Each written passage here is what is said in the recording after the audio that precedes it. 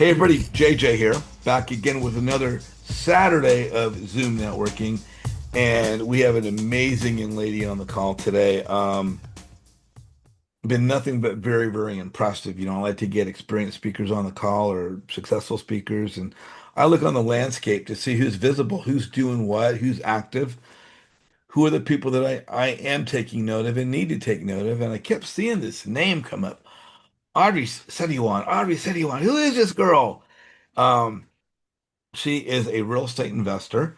She is in Pace Morby Sub 2 community, and she is a lovely daughter of my good friend Oscar Setiawan. I'd like to introduce our guest speaker today, Audrey. Audrey, how are you? Doing good, JJ. How are you? I'm fantastic, young lady. I'm thrilled to have you on the call. Hey, for those that don't know you, where in the country are you located? Chicago, Illinois. I'm from Chicago. Yes. A So windy city. do you like any of the sport teams there at all? Does that fall into your wheelhouse? Our sport teams are kind of they're okay. They're okay. Yeah. I mean, growing up in Chicago, the Chicago Bears were one of the oldest teams in all of the NFL. So there's a deep-rooted love, of course, by Chicago, one of the cities, having one of the oldest teams. There's a strong fan base for the Bears. Um, and the Cubs have the second oldest ballpark in all of baseball. Samantha and I actually flew to Chicago last year to watch a Dodgers Cubs game. And while we were there, we went to see a Bulls game long after Michael Jordan, but anyone that knows professional basketball knows Michael Jordan. So yeah, you're in a huge sport town, which is really cool. Yeah. So let's talk about real estate. I saw your name again and again and again, and knowing your father, I said, okay. And I think some of the early posts, it was like the two of you out there together. And I checked and I said, I want to hear what this girl's doing, you know. And so I reached out. So let me ask you, you're now pretty active with things. You've been learning by your dad's side. I know a little bit about the story, so I'm going to like kind of lead you into this. How did you get started? What turned you on to real estate? Yeah, no, my story, I think, is one that I'm very grateful for. Not a lot of people get the opportunity at the age that I started, which was like 12, 13 years old. And now I'm here. So I started real estate in seventh grade. It was peak COVID-19 era. We were locked down. I was trapped in my desk doing remote Zoom calls for school. Really, really boring. Um, my dad comes over to me one day. He's always been an entrepreneur. He was a photographer first, then a restaurateur. I grew up in the basement of a restaurant in the kitchen with my grandma cooking, stealing a little bit of food every now and then. And so I've always kind of been in this space, right? He started real estate maybe midway through the restaurant's years. During COVID, it shut down, unfortunately, due to the proximity of it all. Um, and he went full force into real estate. He gave me a book one day called Rich Dad Poor Dad by Robert Kiyosaki. I read it. I gave him reports every single day. I would give him a summary, what I learned, and how I could apply that in my life. Ever since I read that book, my life has changed. I went to real estate meetups with him. I traveled across the country with him, listening to experienced professionals. Met Pace Morby, Jamal, a lot of other people, really impressive real estate investors that I was able to learn from, not just about the tips and tricks about real estate, but even more so how to speak to people. I used to Yeah. cold call on Zillow. Um, 2 hours a day, maybe like 100 calls a day. Now, Um, when we were talking the other day, didn't you tell me that you'd go with your dad to job sites at like a very young age? yeah, yeah. Tell me about that. I would be on my I would be on my like an English history Zoom call or whatever. While me and my dad were on the way to visit a seller or a buyer. I would watch them shake hands. I would film little videos from him and even shake some hands myself, all while I was maybe having my math lesson on my phone in the car. So you actually began you said, I think it was you were 12 at the time? Yeah, 12, Wow. 13. And so now you're about to turn 18. Yeah, so it's been a little bit. Now, what's your path from here? I mean, obviously, real estate is going to be part of your future. Are you graduating high school this year? Yes, I just graduated high school this past May, and I'm gonna be an incoming freshman at NYU starting this fall. Good for you. Now, what are you going to be studying there? Business and political economy.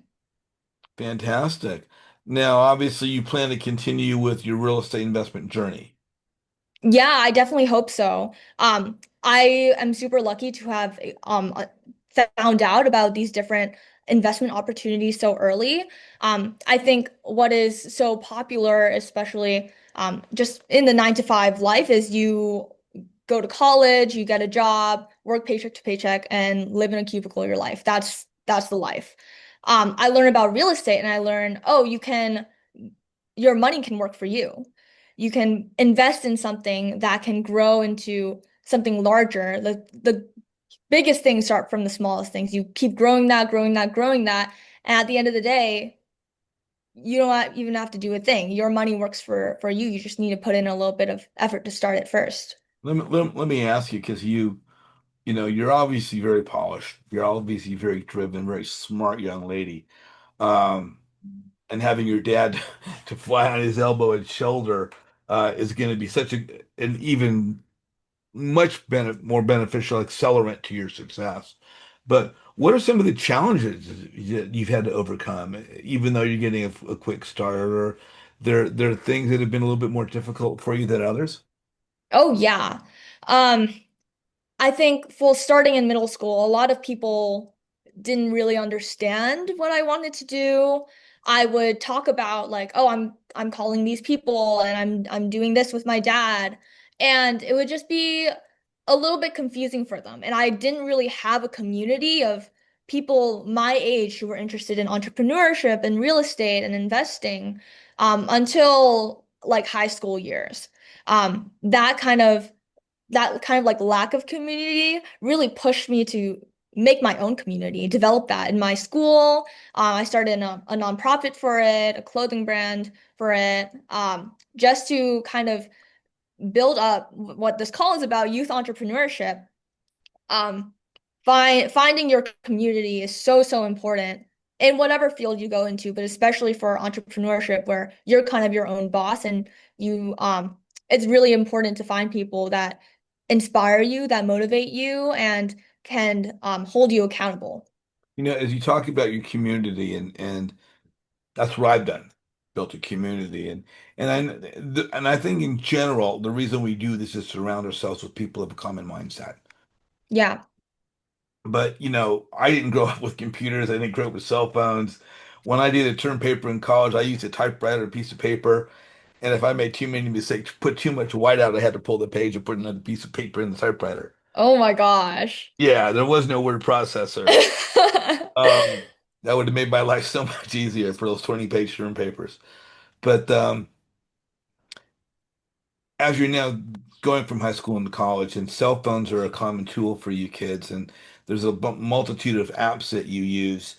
As you're looking to build your group as you go into college, is your group going to be, I'll say, are you have a parameter of just the college or the state, or how would you look to bring yourself in connection with other young investors of a similar mindset? How are you looking to, because you're pretty sharp. How are you looking to take this to the next level? Yeah, for me, I think it's really just it's going to conferences, it's joining clubs, it's connecting with people in your classes, connecting with people in your dorm, on your hall, etc. You can network anywhere, and you'll find that um, the most interesting connections are actually the ones you don't expect to find. It'll be in a coffee shop, it'll be maybe it'll be one of your professors, who knows? Um, for me, community isn't defined by walls. It's defined by what you said before. Are we matching the same in mindset? Are you helping me grow and am I contributing something back to you as well? You know, may I make a suggestion Yeah. that as you move forward, and I know a lot of kids were like, kids went to MySpace and the adults came to MySpace and the kids left went to Facebook. Adults left MySpace and went to Facebook. Kids left Facebook, They're following us Instagram. everywhere. Yeah, the adults came to Instagram. Kids leaving Instagram, going to Snapchat and TikTok, and Oh, but TikTok, yeah. as Facebook now has become the predominant adult social media platform, preceded by the kids being here first. Um, the one way that Facebook differs from Instagram and LinkedIn is there are groups that we can belong to. And I might suggest it is you build what you're building. That since everybody has a Facebook page, you create a group, Facebook page off your personal. It's a group, youthful entrepreneurs. And when you meet people through whatever venue, as I have, you invite people to join your group where they may post. They may be gone for a while, but when they want to come back, they know that that's going to be the melting pot and platform as you're bringing all your community together. Oh, And yeah. yeah, I'd say definitely. I know a lot of kids are moving away from Facebook, is what I'm saying. So keep in mind that it could still be a very viable platform for you to promote yourself and to promote everything you're looking to share. Because I could see you're so far in front of the game that you're going to do really, really well. So just keep in mind that it's you may be able to still carry some of that aspect of that with you as you move forward. Yeah, no, totally. I definitely agree. Facebook is still like a viable, it's a great source to build something from the ground up. What I've seen in a lot of communities forming, whether it be social media tips communities or like UGC or I see a lot of entrepreneurship youth Discord servers actually. A lot of people what they're doing now, well, youth my age, what they're doing is they're going on Instagram, Facebook, promoting there and having the link being linked to an actual Discord server. Let me, Um let me ask you about Discord because I'm hearing more about it. Before I joined Step 2, I never heard about Discord. Really? Yeah. Okay. Yeah. So as you move forward and Discord's, coming, I'll just say coming back again in visibility amongst all the things that are coming at us like the solar system. Um, Discord's predominantly for education. For anything. Okay. Yeah, Discord, I think it's predominantly actually a gaming platform. A lot of my friends are on there and they will have a channel like just for their friend group and they'll game, they'll play Minecraft, Fortnite, whatnot.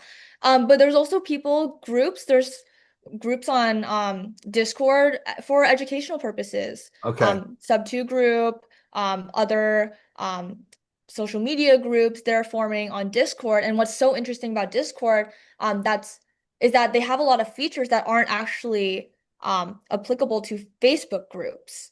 Good to know. Discord has a lot of features such as like the voice channel, which is cool. Being able to create other text channels based on like maybe you have a question, you can do it in the question channel instead of doing it in the general chat. It's a lot easier to organize, I think.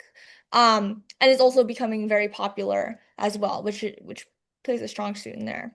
Jennifer, you're on with Audrey. What's your question? Hello. So I'm actually watching this Zoom. Sorry, it's so dark. I'm broadcasting it on my projector for my kids to see it at the same time. Um, Anyways, I wanted to know what did you start with, like helping your dad? So I have seven kids that are 11 to 22. All of them want to be involved in real estate. But I'm just trying to figure out how to get them involved more. And I know you said like him bringing you on appointments, that's good. But like, what else were you doing besides cold calling, or like, how did that evolve from 12 up? Yeah, okay. Well, first of all, hey Jennifer and kids. That's super cool There's to one. have everyone on the call. Hey. Um what I did, I think it was a mix of things. So yes, I went around with my dad a lot. I was able to cold call and understand real estate through there. And I think a huge part of it was also going to meetups. I think being able to speak to other real estate investors besides like for you, you would be your mentor for your kids.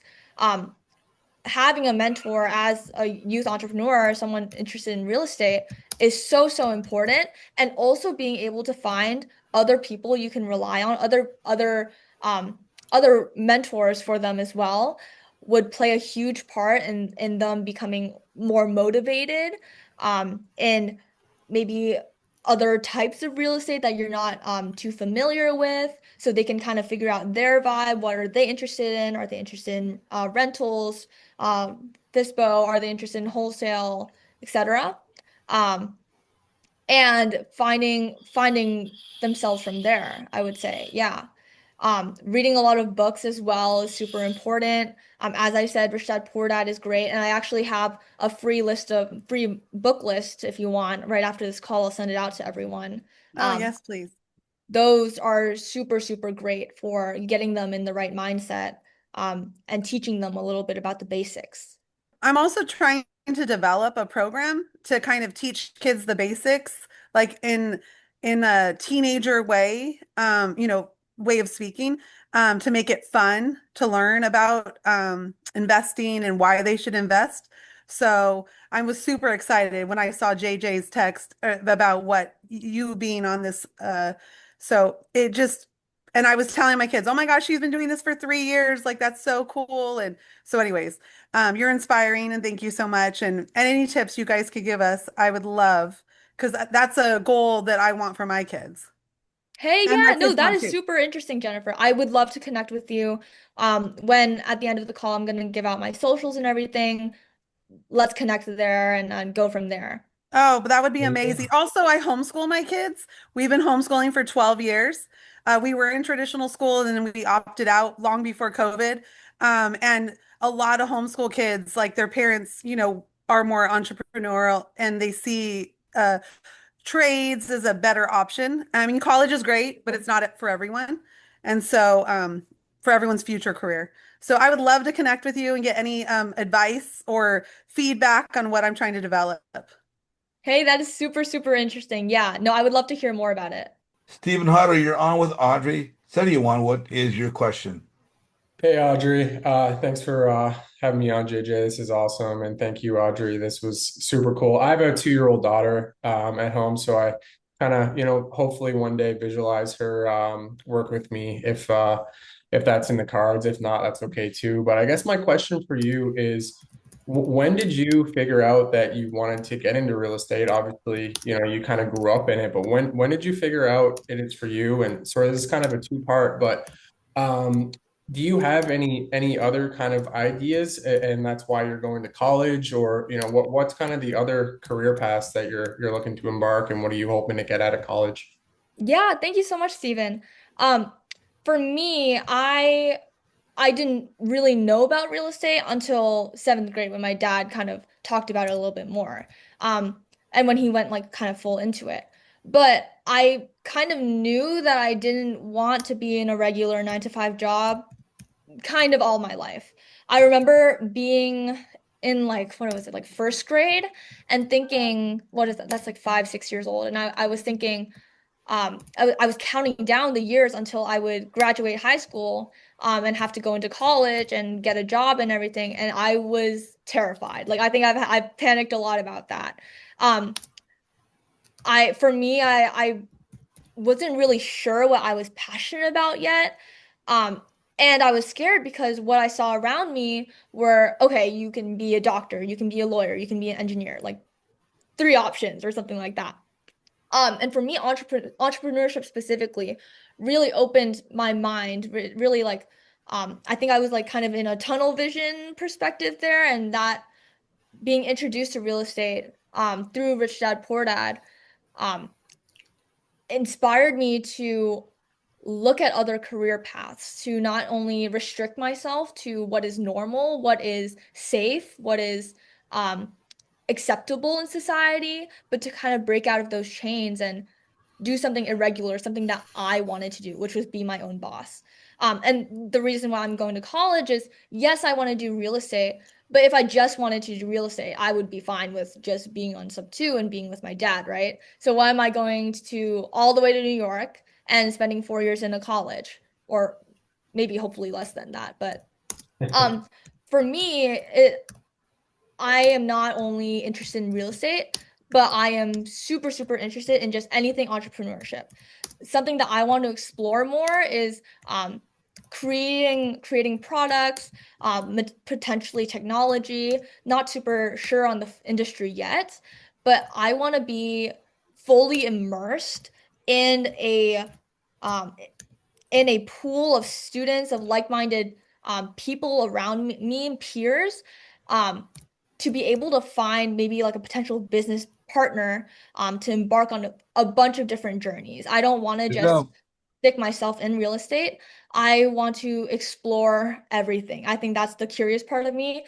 And I love that you have a 2-year-old daughter, because I have a children's book coming out for young children. Maybe when your daughter is a little bit older and able to like start reading and everything. I will also send that link out to the whole group, coming out next week. It's called Moni the Monkey, and it is exactly for people like you, parents who want to grow up their children and nurture them to be entrepreneurs, to be investors, and to be open-minded. wow. So, I love Steven, that. did that answer your question?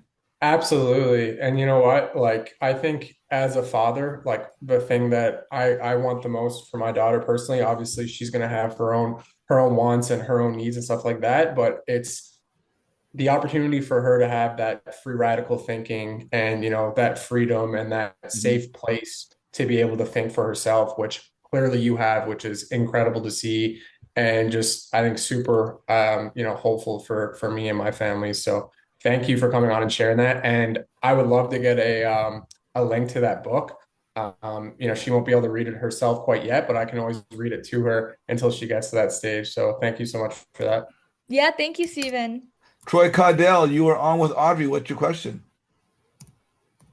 Oh, I had one question, then came up with another one after hearing these other people. That's all right. The first one is most people don't think of real estate until at least their 30s. What would you say is something that you've realized in real estate that somebody with a decade of experience already still doesn't see? That's a great question. I think for me, coming into real estate with such like a fresh and I guess like kind of moldable mind as a kid, I realized that real estate is not just about the money. What I learned is that re real estate and investing in communities can change lives, change families, and change generations. Um, my dad primarily works in like the south side of Chicago. A lot of my clients are a lot of our sellers are lower income. We shake hands with them. We understand what they're going through. Are they going through a loss in the family? Are they going through um, some issues with tenants, whatnot? What we realize is that real estate is a socioeconomic game changer. It is not just about building a bunch of houses, getting a lot of people in and getting that money up. It's about making a difference in the world, changing people one house at a time, one plot at a time, whatever you're doing in real estate, is impactful to the people around you. I love that. Then the thing that came up hearing these other people,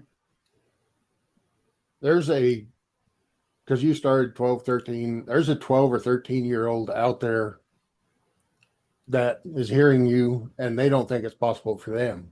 What would you say to them that makes it think that it is possible? Yeah, let me tell you, I was not the worst kid, but maybe one of the laziest kids. I was kind of content, like being at home, like eating my hot Cheetos while like watching my Zoom and like maybe watching a YouTube video side by side. Um, it's kind of crazy to see that where I've ended up here now. Um, I not to like downgrade myself or anything or like shame, um, but I really didn't think that I would be able to do something like this ever. Like I said before, like I was so scared that I would end up in a job that I hated. I would end up living my life working until I was like 60. Um, for me, I I didn't believe in myself at all.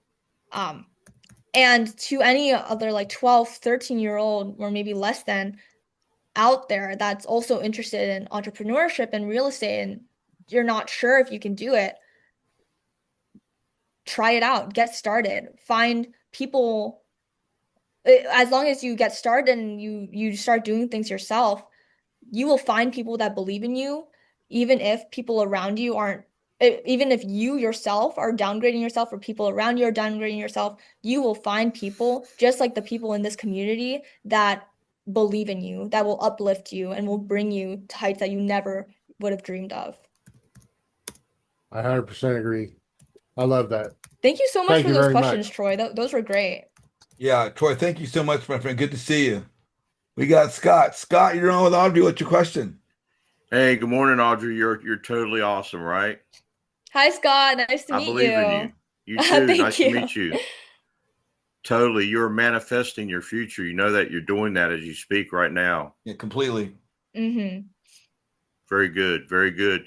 How was it when you had to do those cold calls? Did you just get like, my God, these people are just like hanging up on me? Yeah, no, cold calling definitely was a form of rejection, like a rejection therapy for me. As a kid, I was really like scared of rejection. I wouldn't want to speak to servers in the restaurants because I was scared I would be bothering them. I wouldn't want to raise my hand in school because I was scared that I would get the question wrong. Cold calling was not just me learning about real estate, but it was me figuring out life at the same time, I think.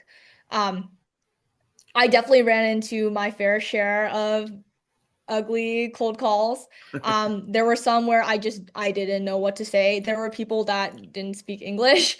There were people that would cuss me out and people that would just hang up the phone on me, in which I would triple dial back. Um, but it really just taught me many things about persistence, perseverance, patience, and um, being able to people skills. Yeah. Yeah. 4 Ps, The people skills. four Yeah. P's you Yeah. said. Yeah. Persistence. Did you get that? I know I did you not mean got to it. say that. Yeah. But yeah, I think that was a huge thing for me. People skills. Um, Cold calling, if you have kids, teens, or your kids want to get into real estate, entrepreneurship, or just you want to teach them something about life, cold calls are a great way to do that. I think that really built me up as a person. Understanding that a no doesn't mean failure. It means it's a growing point. It's a lesson to be learned. There you go. So, That's awesome. Thank Scott, you. thank you so much. I was gonna say, Scott, did that answer your question? I guess it did. Yes, I sir. thought that was a great Absolutely. question as well. Great. She Thank sounds like AI. She's just like an Me? AI. I mean, I bet I know you're human. Oh Well, my gosh. I'm glad we connected earlier today, Scott. Good to see you. You too, sir. Over and out. Hey, Zach, you're on with Audrey. What's your question? How's it going? I was just curious because I'm kind of just getting into this and I'm really trying to learn as fast as I can. If you had a time machine and you were capable of going and influencing your past self, and you had maybe like two, three sentences that you could encapsulate the knowledge that you needed to fast track how to get to where you are now, what would that be? What would you tell them? Ooh, that is a great question. Um, my first sentence would be 2 words. It would be persistent, or no, 4 words. Be persistent and consistent. For me, consistency was the hardest thing that I've struggled with. I would maybe for like a week be super strong on my cold calls, and then the next week be super like I I I wouldn't want to pick up the phone, honestly. I would struggle so hard with that sometimes. Um, I sometimes I wouldn't want to drive all the way out with my dad to the suburbs to meet a seller, or go to a real estate meetup. But the most important thing is that if you're consistent with the places that you show up in, like these Zooms, you will be more recognized. You will learn so much more from people that you meet consistently and from new people that you meet and hear speak. And I guess my second sentence to my younger self would be find your people. Yeah, find your people because the people you surround yourself with make up who you are. People, they say the 4 to 5 people that you're most around are the you absorb the traits from them. You are a collection of the traits that the people around you have. So if you're um around people like in this call who show up, who are interested in learning and who are curious, you yourself will be more curious. You will want to show up. You will be high achieving. You will want bigger things than just yourself. We have such a benefit of having you on today because, you've put in the work, you've put in the time, you've learned what works for yourself. And as Zach said, if we wanted to go back in time, well, you're there, you know, Yeah. you're there.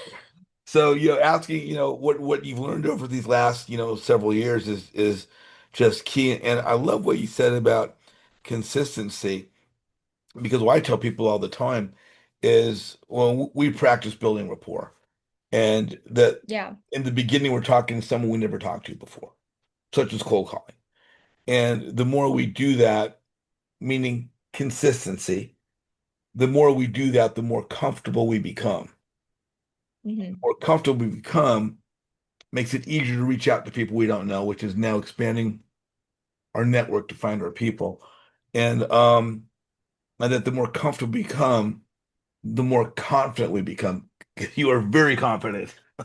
You are polished now, girl. You are polished now. You're very confident, and with that confidence comes success. So, your path laid out by your own hard work as well as your father's direction. You're going to be quite the person to watch these next few years. And I hope you'll continue to come back and speak with us. But you just got it going on. You're a perfect example of what every parent wants their child to walk in these steps and continue to do that because every day for you will be leading by example. Emil, welcome to the call. You're on with Audrey. Hey, sorry for the background noise. I'm watching over my 1-year-old daughter There as is I no listen to there is no stuff. there is no Yeah. background noise. No background noise.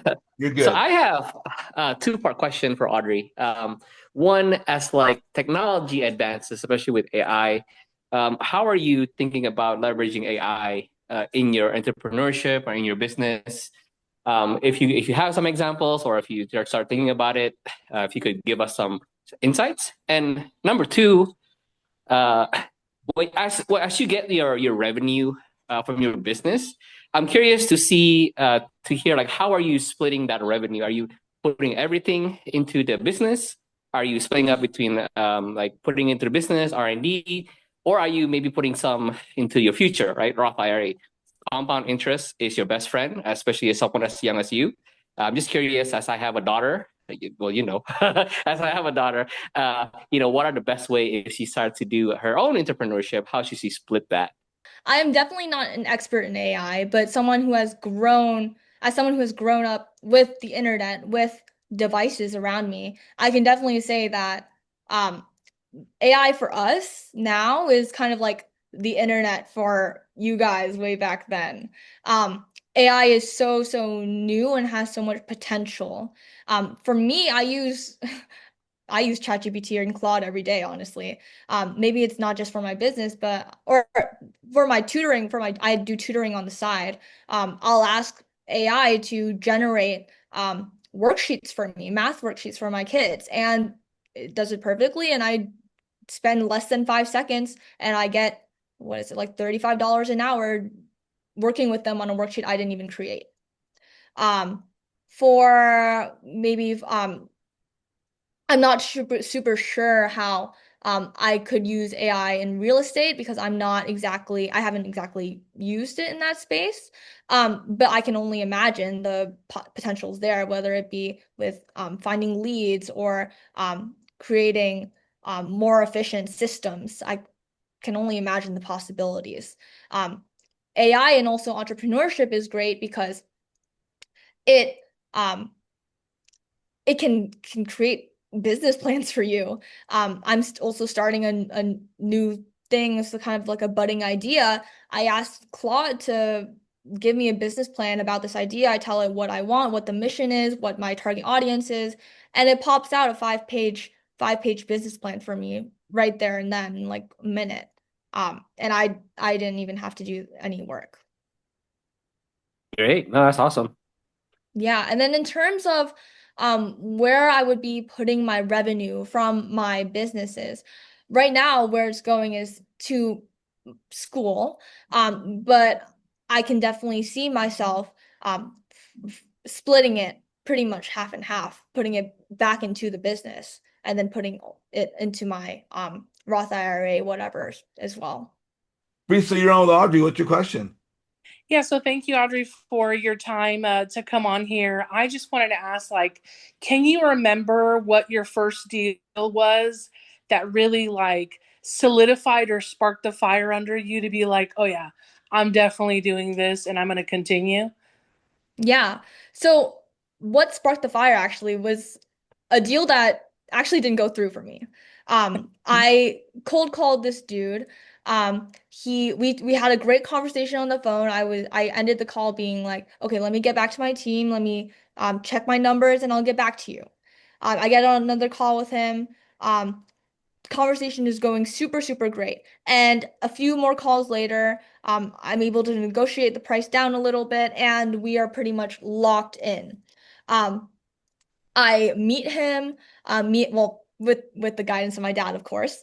We Yeah. meet him, we shake hands, which was super cool, and he gives us a tour of the property. Um, just the tour itself, I think, really sparked something in me. I was like, oh my gosh, this is a house that I'm gonna buy. I started this from the ground up. I found the lead, I cold call it, I negotiated it, and now I'm about to close it. And then something happens. And then like something happens with his medical. I think he got into an accident or something and he's unable to sell the house at the time to us. Oh, wow. So we were super, super close to the end goal, which is closing. For me, yes, it was a disappointment. Oh man, like I didn't get to close it. But what it did was spark a fire under my ass and allowed me to really push for, okay, I want to be able to close a deal in the future. So um while it didn't give me closure on this deal, it did push me to be someone even greater, to learn from that experience and understand like, okay, how can I close the next one? How can I do better? Basically, So do yeah. you think it was more so the fact that you actually were able to see like what you were doing as opposed to just like in theory, right? We're teaching our kids like, hey, you're calling, this is da like you actually went, saw the house, spoke to the person. Are you saying that that's more like what really solidified it for you to push forward is the fact that like it made it real for you? Yeah, no, definitely. It's not just the closing that happens. It um like like like everything, while success may come at the end, it's really the journey that makes it. It's who you become after striving for that success for so long. Calvert, you're on with Audrey. What's your question? Well, it's really thank you for taking the time. I feel really blessed to have met you, even though we haven't formally met. I'm really impressed by your way of thinking, your mindset. You know, a lot of times entrepreneurs forget that it's not about, like you said, it's not about the result. It's about the journey. It's about the mindset. So if you spend a majority of your time, majority of your money, your effort on developing your mindset, the success will follow, right? Yeah. And I see that in you. I would say that as I talk to a lot of youth. I teach Taekwondo. A lot of people know that. And what I see in you is a very old soul. I'm really impressed by you. A very old soul. So that's a compliment. But here's my crazy question. You know, Yeah, yeah. we talk about faith. I heard a little bit of that. I heard about family. I heard about finances, right? And I'm going to ask you, you know, what do you do to keep yourself in shape? You know, because you got to have balance. What do you do to keep yourself in shape? What do you do for fun? Yeah, yeah, yeah. What I do for fun is, well, I do a lot of things. I'm a person of many, many passions. Um, for me, one of my greatest passions is dancing. I love to dance. And I'm very in touch with my Asian American identity. And what I do at school is I run my school's Asian American club and I teach Chinese fan and Chinese ribbon dance. So I love doing that. I also love dancing modern, like if you guys know like K-pop, I love dancing that too. Um, I think being so in touch with my culture is something that really grounds me, keeps me in touch with my friends and my community, and not only super focused on everything else that's going on in my life that's pushing me forward for my future. It's nice to have like a little bit of a break with my friends and just dancing. There you go. That's awesome. Well, thanks again. Hopefully, we'll be able to connect online. I want to know more about your story. There you go. Hey, Yeah, I'd love to connect, Calvert. Cal, thanks for joining us today, my friend. Oh, This is your man, Oscar. hello. How are you, Hey, Oscar? good. How are you, sir? I'm good. So thank you for letting us interview Audrey today. It's been a great time. Oh, it's a pleasure. I appreciate your time and I appreciate recognizing what she's done and bringing her to this platform. Yeah, it's been a pleasure and sharing her with the group. Hey, I got two questions for you, Audrey. I want to bring your dad on, recognize him. If people want to reach you, uh, what is the best way to get a hold of you? You can reach me on my Facebook or my LinkedIn at Audrey Setiawan. Just my name, as you can see on the Zoom.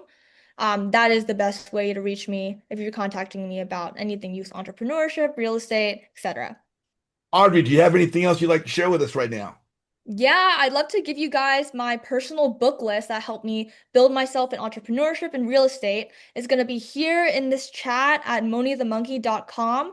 That is also the website where you're going to sign up for the mailing list for my new upcoming book. It's a financial literacy children's book coming out next week on Amazon Kindle, KDP, ebook, and paperback. So make sure to sign up on that mailing list, follow us on our Instagram and Facebook so you guys can be first in line. There you go, guys. Audrey's book, Moni the Monkey. And again, we'll continue to follow you on all the socials. So I really want to thank you for coming on again. So the last two questions I have for you, what's the best way to reach you? And we've pointed that out. It's going to be through your Facebook and your Instagram, and they can look you up. You're on LinkedIn there also. If they go look you up. My last question for you is I have a networking group. We always talk about the importance of social media. In your perspective, as someone who's really growing on the landscape, what is the importance of social media and networking for the investor today? Yeah, social media is huge for investors, anyone. It is our new way of sending letters. It is our new way of billboards. Social media is the future. If you don't have an Instagram, if you don't have a Facebook, if you don't have LinkedIn, whatnot, make one ASAP. That is how you find people in your niche. People who, that's how you find your community, your people. We talked about finding your people on this call. Um, Social media is how you find that. And And that's if you're also how people active, find you, right? yes, and how people find you. How people can reach out to you other than getting your number or WhatsApp. WhatsApp and numbers, we love them. Yeah, But it's in the past a little bit. The future is Instagram, it's Facebook. yeah. It's making yourself, as you say a lot, JJ, making yourself present, active, and visual on the internet. Well, and like your dad did. I knew your dad from sub two early on when I started, and he was one of the most visible names. He's still one of the most visible, highly respected people in the community. And we don't market our business, we market ourselves. Hey, if you guys are watching on YouTube right now, please like Audrey's interview. Please put in the comment sections what your takeaways are. Again, if you want to get a hold of her, it's Facebook, it's Instagram. If you want to get in touch with me, scan the teal turquoise QR code. Thanks to my website, you can register. Want to see more about our YouTube channel, scan the purple QR code. If you guys are on the call right now, don't go away. We're going to do some live networking. Audrey's going to run in a second, but Audrey, anyone looking to meet you and I in the future, they'll just find us on social media, right? Yeah. Oscar, again, thank you so much, my friend. Hey, thank you. We'll see you guys soon. Everybody else, thank you so much, guys.